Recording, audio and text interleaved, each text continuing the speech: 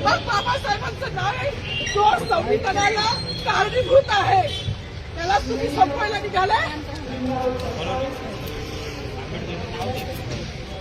पालकमंत्र्यांची फार मोठी चूक आहे मॅडम, माफी मागणार नाही, पण पालकमंत्र्यांची ही चूक पदरात घ्यावी.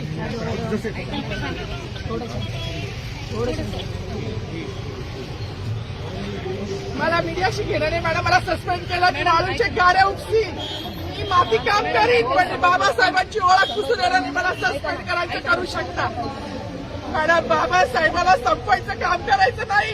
26 जानेवारी 15 ऑगस्ट मध्ये मी नाही मानत, पण लोकशाही मॅडम तुम्ही सुद्धा संविधानामुळे आहात, पालकमंत्री सुद्धा पालकमंत्री संविधानामुळे आहे.